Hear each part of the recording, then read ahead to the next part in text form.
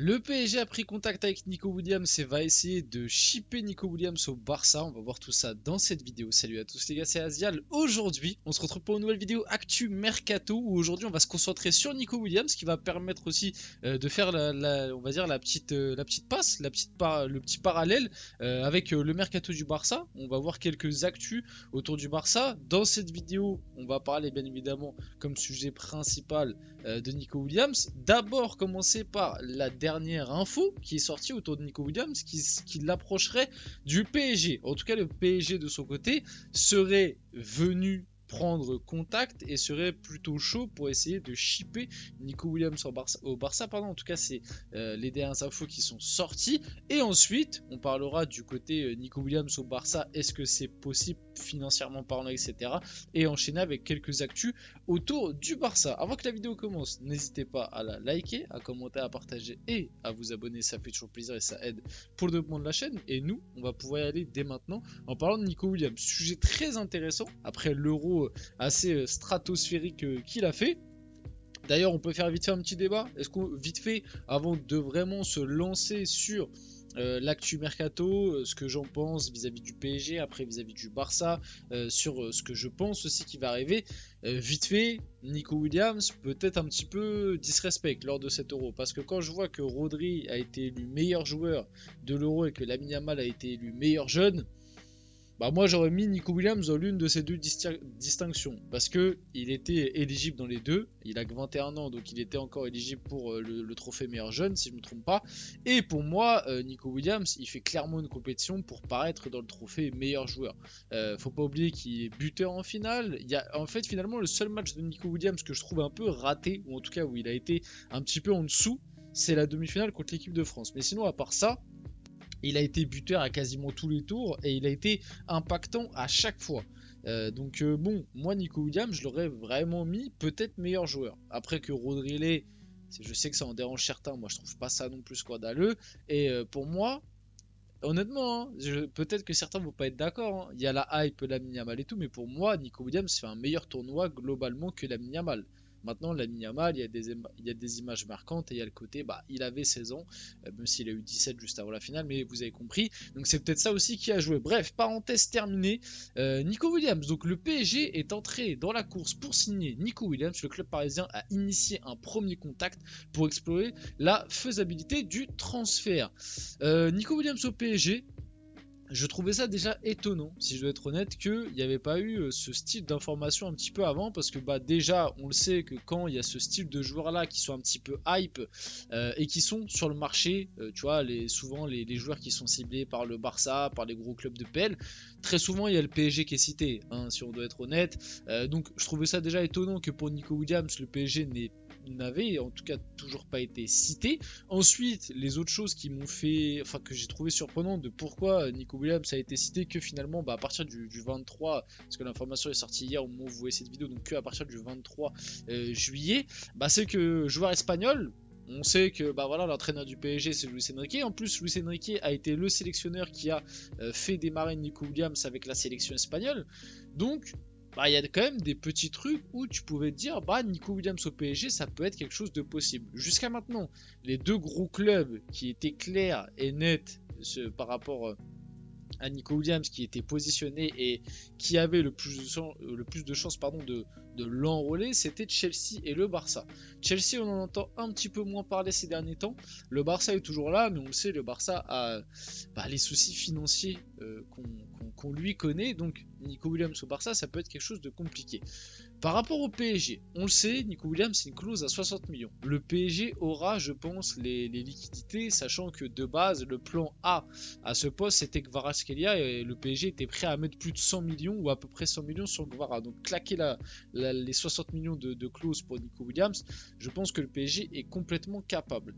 Maintenant, est-ce que, enfin, même dans le profil et tout, voilà, Nico Williams, ailier très percutant, voilà le profil qui sur les côtés Luis Enrique qui fera je pense finalement un Barcola un petit peu, hein, c'est dans la même veine, Barcola, Dembélé, vous avez capté, c'est dans la même veine, même si je pense que il est un peu plus à droite devant le but que ces deux joueurs là. Maintenant les deux autres ont peut-être des qualités que lui n'a pas, mais oui le profil match parfaitement, limite match peut-être un peu trop avec ce qu'on a déjà. Et pour moi aussi, ce dossier va être étroitement lié, déjà par rapport à ce que le joueur veut. Parce que je pense qu'à l'heure actuelle, le joueur veut quand même plus le Barça que le PSG ou Chelsea par exemple. Et on en parlera juste après par rapport au Barça. Mais je pense qu'aussi ce dossier est étroitement lié avec la rumeur Jadon Sancho, qui est aussi arrivé très récemment. On l'a bien compris, le PSG voulait que Varane en numéro 1 et ça ne se fera pas. Donc il faut chercher des plans B. Il y avait pendant un moment le Leao, bon c'était il y a un certain temps, mais il y avait Leao, mais au final Leao c'est complètement mort. Et finalement, les deux grosses. Il y a eu aussi pendant un moment du Kingsley Coman, on s'en rappelle, on en avait parlé d'ailleurs sur la chaîne. Et là, les deux grosses pistes, les deux grosses rumeurs qu'on a sur les derniers jours, c'est Sancho et Nico Williams sur ce rôle d'ailier gauche, du coup, entre guillemets, pour venir remplacer Mbappé, en tout cas numériquement. Moi, alors, attention, ne pas mal interpréter. Si Nico Williams ça se fait, je serais extrêmement heureux parce que dans le profil des dernières recrues du PSG, tu vois, le projet serait cohérent. Tu vois, joueur jeune de 21, 22 ans, espagnol, donc qui correspond à ce que aime Luis Enrique, qui a quand même une certaine intelligence de jeu, qui a ce côté percutant, un peu avec les mêmes profils que Ousmane et Barcola. Et comme je l'ai dit, je trouve quand même qu'il est un peu plus à droite devant le but que ces deux joueurs-là. Et même, il a la formation espagnole, donc il peut être à des moments avoir un QI foot peut-être un peu plus développé.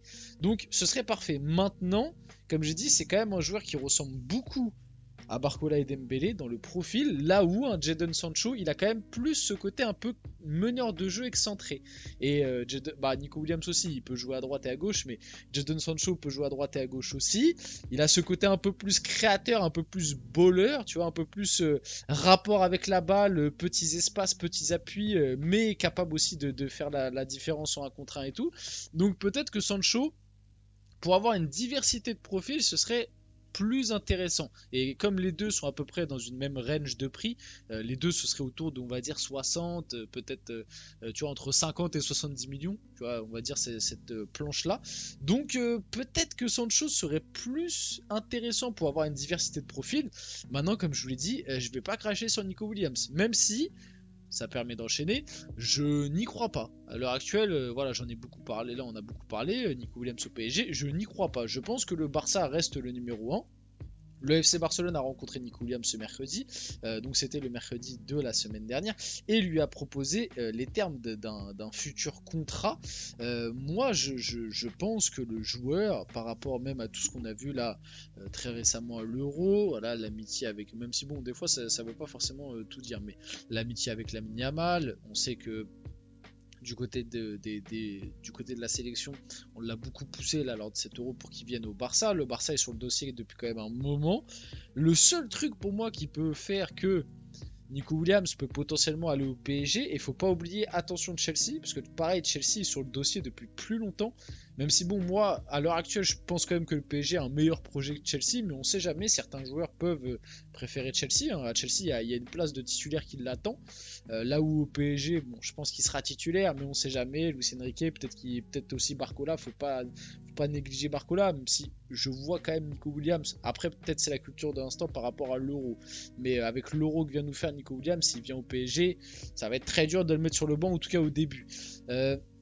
Et de toute façon, les deux, enfin les trois du coup, entre Dembélé, Barcola et Nico Williams, les trois peuvent jouer à droite comme à gauche. Donc, mais mis à part les soucis financiers du Barça, je ne vois pas l'intérêt pour Nico Williams d'aller dans un autre club en fait. Il a une place de titulaire qui l'attend au Barça. Il jouera dans un football qu'il connaît, dans un championnat qu'il connaît, avec des joueurs qu'il connaît et dont il est proche. Et bah oui, il y a clairement une histoire à écrire du côté du Barça. Ça semble limite, j'ai envie de dire, tracé. Donc, mis à part le côté financier du Barça qui n'a potentiellement pas les fonds pour valider cet accord, parce que pour l'instant c'est quand même encore très, on va dire, bourbier les finances du Barça. Et on va pas se mentir, un Barça qui irait bien financièrement, pour moi Nico Williams, il l'aurait déjà bouclé. Si le Barça n'a pas réussi à boucler jusqu'à maintenant Nico Williams, c'est parce que on est en train de trouver encore une fois des galipettes financières pour payer la clause, plus lui offrir un salaire décent, plus par rapport, vous savez, au salary cap que le Barça a en Liga, essayer de trouver un moyen. Et pour moi, c'est uniquement pour ça que le dossier prend du temps.